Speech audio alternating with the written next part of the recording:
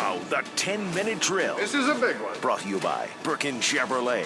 If you're from GA or FLA, you should be driving a Burkins Chevrolet. Come on. Hit it.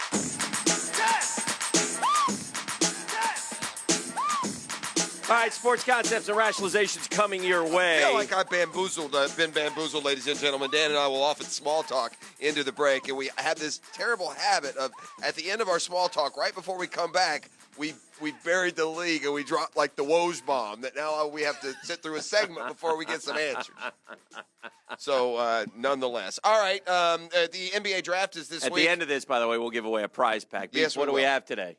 We're hooking a Googan up with a floral delivery from Kuhn Flowers, plus a family 4-pack to head out to the baseball grounds and check out the jumbo shrimp in action. And next segment, I'll give you a chance to pick up Sharks tickets Saturday night in the arena as well. The NBA draft is Thursday night, Dan. I don't understand your New York Knicks. I mean, a perfectly valid offer of the 8 and the 10 pick from Atlanta to New York for number 3, and you're not buying? You dirty rat. I got some. We talked about this while you were on vacation, and we had determined it had to be a joke, and apparently it wasn't. The Hawks would really love to have the number 3 pick, and the Knicks. Well, let me ask you a question.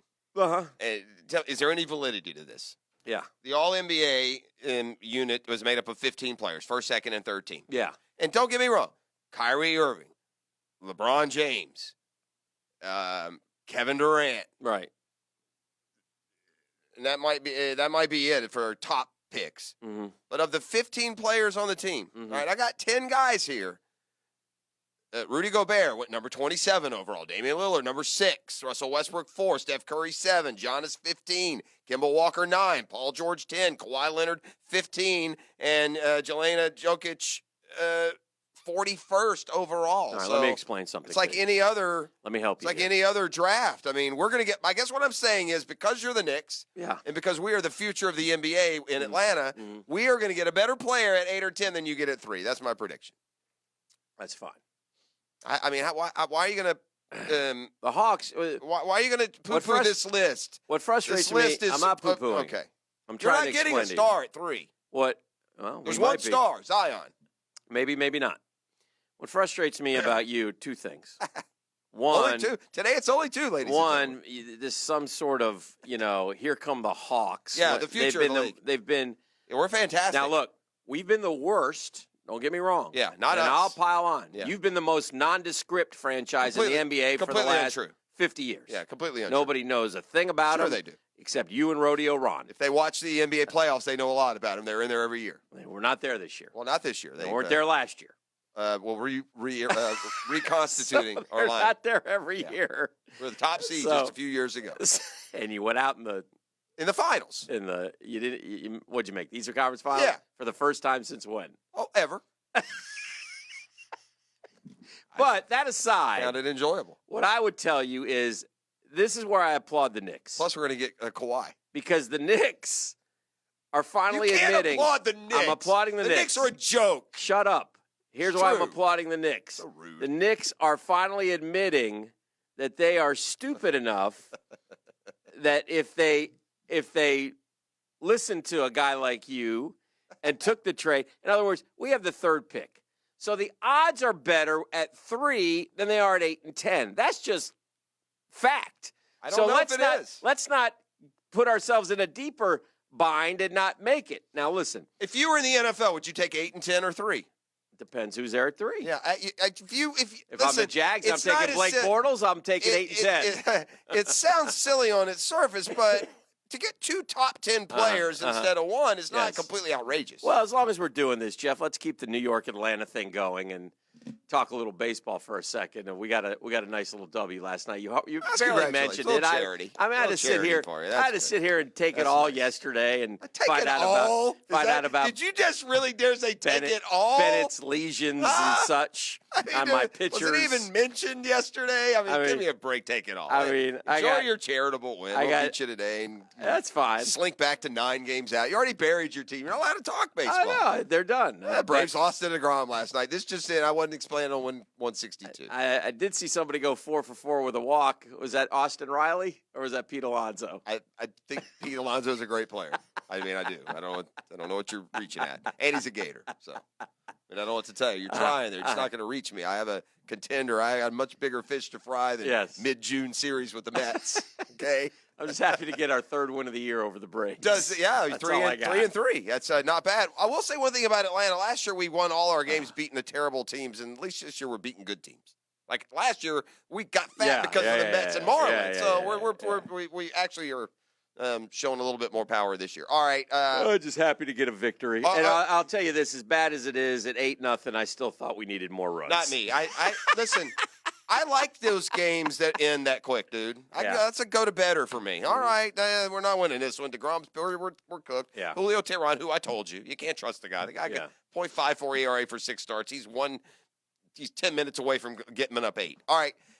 Does it end for Mike Martin tonight, or does the FSU magic extend for another day? Texas Tech, tonight's elimination game opponent. By the way, all washouts yesterday, so they're behind schedule at the College World Series. They got to go early today. I think 11. They actually started Auburn. That game restarts today at noon, and then there's a 3 o'clock, and then there's the Knowles at 7. Yeah. But Texas Tech, by the way, is pretty familiar around Omaha. They've been a pretty good baseball program for the last few years. Here's the good news for FSU. They're not facing a second-round drafted pitcher, which they did in the first game and the second game. Okay. So, but Texas Tech can also mash a little bit. So whoever they choose, I didn't see who FSU choose to pitch. I'm assuming it's their third guy, and I think his name begins with a G. But they're going to have to hold Texas Tech down. I don't know. I have no idea, to answer your question. I would think, in one hand, I think, you know what, a little magic, see if you can get it back. On the other hand, I think once you let the genie out of the bottle, maybe it just goes away. And, but there's Michigan still alive and in great position. Here, and there is one good thing going for FSU. If they can win, they're on a good side of the bracket. They got the better side of the bracket. They don't have Vandy and Mississippi State in there, and they got the best team is out of there. Yeah, correct. That's Arkansas. Right. The problem is you may run out of pitching. You're going to have to go for broke here in these 3 games. And then if you do that, you turn around and you're going to have to play probably Vandy or Mississippi State in the championship series with limited pitching. Well, Florida went into the Texas Tech regional, but they didn't bother messing around with the Red Raiders. They went ahead and lost twice to Dallas Baptist. So. DBU. Yeah. DBU, indeed. Yes. Indeed, friend. What's going on with the Celtics, man? I don't. What's going on? Al Horford is like, I'm out of here. We know Kyrie's leaving. All of a sudden, listen, the Celtics. I think the Celtics are a pretty good basketball team with or without Kyrie Irving. But now, if you start taking away other pieces, you got to go. Well, hang on. Well, Horford is 33. Yeah. So I mean, the Celtics might be better served to free up that $30 million. Maybe it's a mutual decision. I don't. Al Horford's value as a main member of a championship winner is over. He's just a piece. So, but he's a good piece. Correct, he is, and he fit in well with I don't know, there's a sneaky little suspicion maybe LeBron and the Lakers could come into play, or chase a title out in Golden State, or move somewhere else. What shocks me is that a 33-year-old who's going to take less money behind him turned down a $30 million guarantee to stay in Boston. He could have stayed for another year, collected his $31 million, and not ask any questions. So he's going to take less money. I mean, I would think that he doesn't Nobody's get more than pay him that 2 year, much, $20 million, something like that. So yeah, and because of that, it makes you suspicious that he has a contender in mind that he'd like to join. And they're the one contender in everyone's mind right now is the Lakers. Career earnings for Al Horford, please. Well, he just signed a huge $120 million deal with them. He'll leave some of it on the table. Didn't make a ton with Atlanta, but some. I'm going to say he $140 million. Beef higher or lower? Lower. 160. Jeff Prosser, winner. 2 days in a row of one. Suck on that, Beef. Dang, we'll come back. We'll see what double digit. Started making $12 million in 2011 with the Hawks. 12, 12, 12, 12, 12, 26, 27. That's the big one. And then 28. He had the 4-year 112 or something with 160. Yeah. That's a lot of cash. That's those small rosters, man. If you can be an NBA player, that's the route you go. Beef caller number 3, 641-1010. What are they taking home right now, right here on this very fine program? They're going to go home with a floral delivery from Kuhn Flowers, plus a family 4-pack of tickets to see the Jumbo Shrimp in action down at the baseball grounds. All right, a national column is putting, well, really kind of specifically Tom Coughlin and Doug Marrone in the crosshairs. We'll explain next here on The Drill.